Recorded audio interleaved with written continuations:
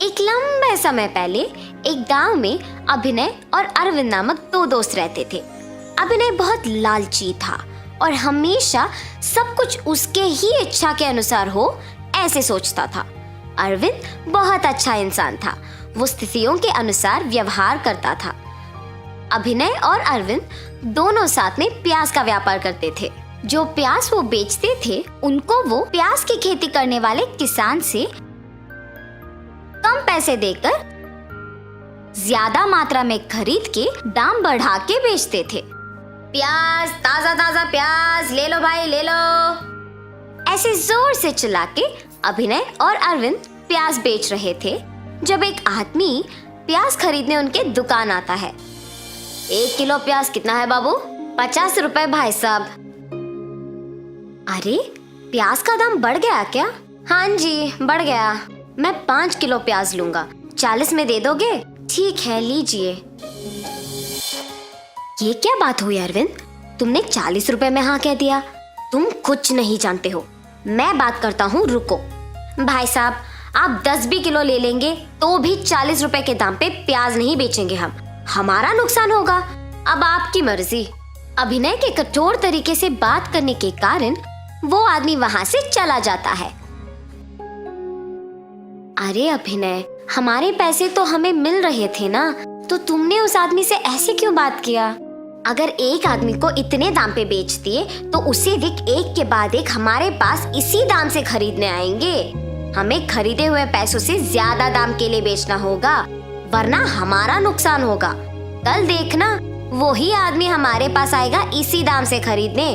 तुम ज्यादा मत सोचो। अभिनय की बातें सुनकर अरविंद कुछ नहीं कहता है और अगले दिन अभिनय के बात के अनुसार वो आदमी लौट के दुकान आता है प्याज खरीदने। ठीक है, तुम्हारे ही दाम पे 5 किलो के प्याज दे दो। और अभिनय प्याज दे के पैसे लेता है।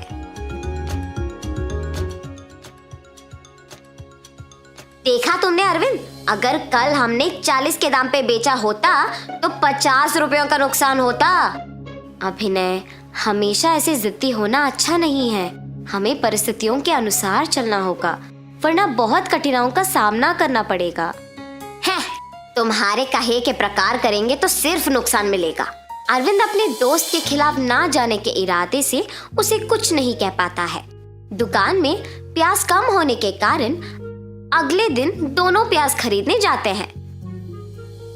अरविंद, इस बार हमने प्याज को ज्यादा दाम पे खरीदा है, इसलिए हमें इनको ज्यादा दाम पे बेचना होगा। ठीक है अभिनय। ऐसे प्याज को ध्यान से बेचने लगते हैं।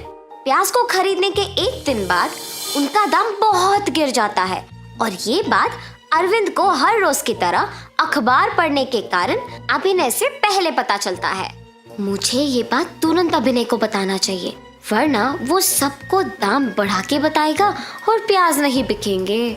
और ऐसे अभिनय को बताने जाता है। अभिनय, अभिनय, क्या हुआ अरविंद? क्यों इतना जोर से चिल्ला रहे हो? प्याज का दाम बहुत घट गया। अब तुम दुकान पे आए हुए लोगों को ज्यादा दाम बोल के वापस मत भेजो, बाद में हम ही लोगों को पछताना होगा। क्या तुमने इसीलिए इतने जोर से चिल्लाया? इसमें कौन सी बड़ी बात है? कुछ दिनों में दाम वापस बढ़ जाएगा। इतना ही नहीं, हमें सबसे पहले किसानों के पास जाके सारे प्याज खरीद लेना होगा, ताकि गांव में किसी और के पास बेचने के लिए प्याज ही ना हो। दाम बढ़ने तक हम प्याज को छुपा लेंगे। मगर अभिनय, अगर हम तब तक इंतजार करेंगे तो प्याज खराब हो जाएगा ना, उसके बाद हम ही पछताएंगे और अब जितना पैसे भी नहीं मिलेंगे। अरविंद, तुम ऐसे क्यों सोचते हो? मेरे सोच के अनुसार करेंगे तो ज्यादा पैसे मिलेंगे। इस बार के लिए मेरी बात सुनो बस। ठीक है अभिनय, तुम्हारी मर्जी। और अरविंद अपने दोस्त के मनाने पर प्याज ना बेच के ऐसे ही रखता है और इंतजार करता है कि कब दाम बढ़ेंगे। ऐसे बहुत दिनों के बाद अभिनय को पता चलता है कि प्याज के दाम बढ़ गए हैं और दोनों प्याज बेचने निकलते हैं। दुकान को जाके निधानी से प्याज नीचे लाके 1 किलो को 300 रुपए में बेचना शुरू करते हैं। गांव में कहीं और प्याज न मिलने पर दाम का बढ़ना लोगों को आश्चर्यचकित कर देता है। लोगों को प्याज की जरूरत है और कोई चारा ना होने पर वो 1 किलो के 300 रुपए दे के खरीदते हैं। इसके कारण अभिनय और अरविंद के व्यापार में बहुत लाभ होता है। इससे अभिनय का लालच अधिक हो जाता है। वो अरविंद की बात बिल्कुल नहीं सुनता है और इस अभ्यास को नियमित करता है। लाभ के लालच में अभिनय अरविंद के बातों को नजरअंदाज करके गांव के सारे प्याज को खरीद के दाम के बढ़ने का इंतजार करके तब तक प्याज को छुपा के उन्हें बहुत महंगे दाम पे बेचना आदत बना लिया था। ऐसी समय में एक बार प्याज के दाम बढ़ने का इंतजार दिनों से महीनों में बदलना शुरू हो जाता है। प्याज को निधानी पे रखे बहुत दिन हो जाते हैं।